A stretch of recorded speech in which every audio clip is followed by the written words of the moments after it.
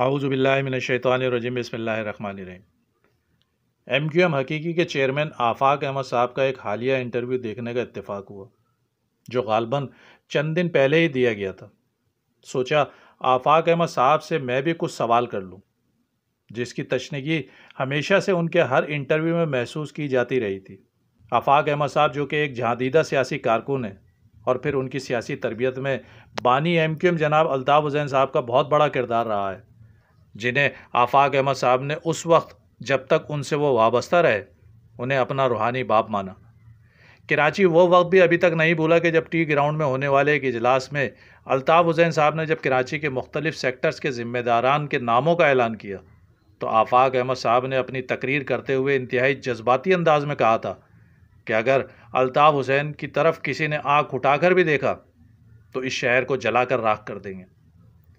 آفاق احمد صاحب کے شاید یہ وہ حقیقی جذبات تھے، یا یہ کہا جائے تو غلط نہ ہوگا کہ یہ اس وقت آفاق احمد صاحب کے دل کی آواز تھی کہ جس سے اس شہر میں رہنے والی دیگر قومیتیں اور اسٹیبلشمنٹ خوفزدہ ہو گئی تھی۔ اور پھر دوسری طرف بھی یہی احساس نمایاں طور پر دکھائی دیتا تھا، یعنی بانی ایم کیو ایم جناب الطاف حسین صاحب کے حوالے سے بھی یہی کہا جاتا تھا کہ الطاف حسین صاحب نے بھی جنہیں اپنا دایاں اور بایاں بازو کہا تھا وہ آفاق احمد اور عامر خان ہی تھے۔ لیکن پھر نہ جانے کس کی خواہش اور فرمائش کو پورا کرنے کے لیے مہاجروں کے اتحاد کو پارا پارا کیا گیا۔ بہرحال یہ ایک طویل بحث ہے، ہم اس ویلاگ میں اپنے اصل مدعے کی طرف ہی رہتے ہیں۔ جی ناظرین، میں ذکر کر رہا تھا آفاق احمد صاحب کے اس انٹرویو کا کہ جس میں آفاق احمد صاحب الطاف حسین صاحب کے اس نعرے یا بیان کا ذکر کرتے ہوئے فرما رہے ہیں کہ جب الطاف حسین صاحب نے اپنے اس بیان پر معذرت کر لی اور ریگریٹ شو کر دیا تو پھر کسی ایک کے جرم کی سزا پوری قوم کو کیوں دی جا رہی ہے؟ اور اس کے ڈیفنس میں آفاق احمد صاحب نے 3 مثالیں دیں، جس میں سندھ کے قوم پرست رہنما جی ایم سید جو سندھی تھے اور جنہوں نے مرتے دم تک نہ صرف پاکستان کو تسلیم کرنے سے انکار کیا بلکہ پاکستان میں رہتے ہوئے آزادی کے نعرے بلند کیے اور سندھو دیش کی عملی جدوجہد کی۔ اور یہی نہیں، بھارت کے ایک ہندو پبلشر جس کا نام لجپت رائے تھا، اس سے پاکستان کے خلاف کتاب چھپوائی جس کا نام تھا پاکستان اب ٹوٹنا چاہیے، اور اس کے علاوہ پوری زندگی پاکستان کے خلاف بولتے لکھتے اور جلسے کرتے گزار دی۔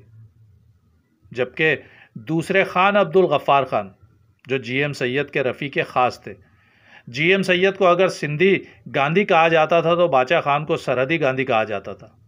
باچا خان جنہوں نے پاکستان میں دفن ہونا پسند نہیں کیا تھا، ان کی بھی ساری زندگی پاکستان کے خلاف جدوجہد کرتے ہوئے گزری، لیکن اس کے باوجود آج بھی ان کے نام سے کے پی کے میں یونیورسٹی، ایئرپورٹ، کالجز اور دیگر سرکاری ادارے کام کر رہے ہیں۔ اسی طرح تیسرے غلام مصطفیٰ کھر کہ جن کا تعلق پیپلز پارٹی سے تھا اور جو پنجابی اسپیکنگ تھے، انہوں نے بھارت میں بیٹھ کر یہ بیان دیا تھا کہ میں بھارتی ٹینکوں پر بیٹھ کر پاکستان آؤں گا۔ جی آفاق احمد صاحب، یہ ساری تمہید باندھنے کا مقصد صرف یہ بتانا تھا کہ آپ نے الطاف حسین صاحب کے جس ایک بیان یا نعرے کا ان 3 رہنماؤں کی پاکستان کے خلاف کی جانے والی عملی جدوجہد سے مقابلہ کیا ہے تو یہ مقابلہ بنتا ہی نہیں ہے، کیونکہ الطاف حسین صاحب کا ایک بیان یا نعرہ جو کہ لاپتہ کارکنان کی عدم بازیابی کے حوالے سے بار بار کی اپیلوں کے بعد دیا گیا تھا، اس کا ان 3 رہنماؤں کی ساری زندگی کی پاکستان مخالف جدوجہد سے کیا ہی نہیں جا سکتا۔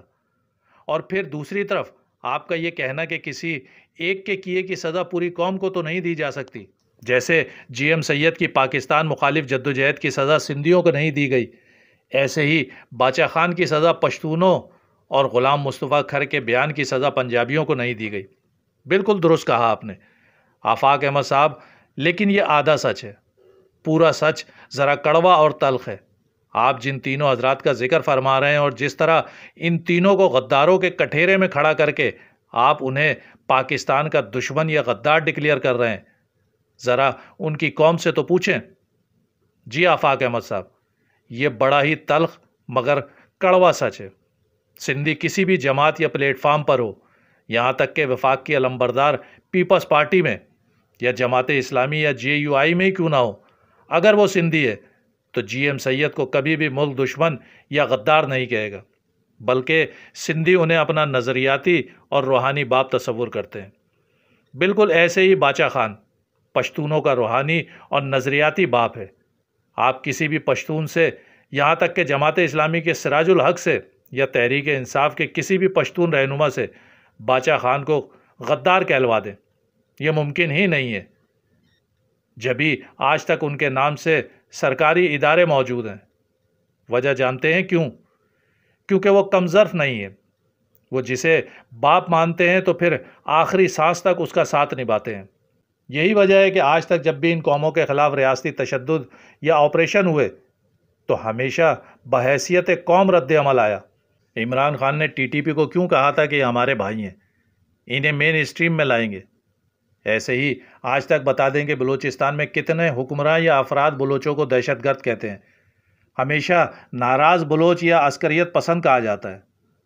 اور ابھی کی تازہ مثال لے لیجئے، 9 مئی کو دنیا نے دیکھا کہ حساس تنصیبات پر حملے کیے گئے، لیکن ابھی تک یہ طے نہیں ہو پا رہا کہ مقدمات فوجی عدالتوں میں چلیں گے یا نہیں، اور کسی نے ان کو دہشت گرد ابھی تک نہیں کہا۔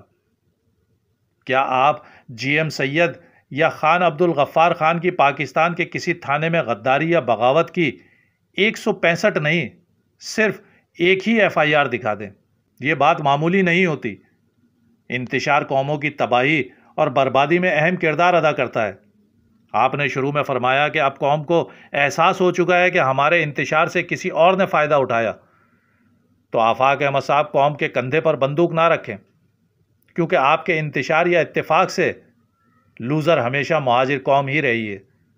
مہاجر قوم تو اپنے حصے کا حق ادا کر چکی، اب آپ اپنے ذمے جو فرض ہے اسے پورا کیجیے، کیونکہ آپ کے انٹرویو سے تو کہیں یہ احساس ہی نہیں ہو رہا کہ آپ کو بھی کوئی ریگریٹ یا پچھتاوا ہے۔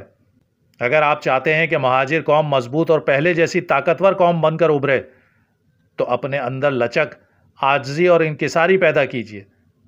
جو وقت میسر ہے اسے غنیمت جانتے ہوئے اب نہیں تو کبھی نہیں کے مصداق اس شہر اور قوم کے لیے بنا کسی ٹرم اور کنڈیشن کے آگے بڑھیے۔ بچپن میں 6ٹھی کی کلاس میں ایک کہانی پڑھی تھی۔ ایک بوڑھا اپنے بیٹوں کو اتحاد کا درس دیتے ہوئے ان سے لکڑیاں منگواتا ہے اور انہیں ایک ساتھ باندھ کر باری باری اپنے بیٹوں کو توڑنے کے لیے دیتا ہے۔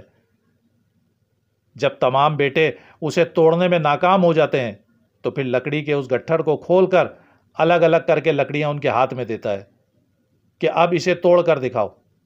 جب وہ انہیں الگ ہونے کی وجہ سے توڑنے میں کامیاب ہو جاتے ہیں تو باپ انہیں سمجھاتا ہے کہ تمہاری طاقت تمہارے اتحاد میں ہے، تم جب تک ایک ساتھ رہو گے کوئی تمہیں گزن نہیں پہنچا سکے گا، لیکن اگر تم میں انتشار یا نا اتفاقی پیدا ہو جائے گی تو یاد رکھنا تمہاری داستان بھی نہ ہوگی داستانوں میں۔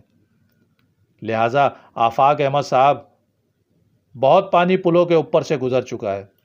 یہ وقت سیاست کا نہیں، مہاجر قوم کی حفاظت کا ہے، ان کی بقا کا ہے۔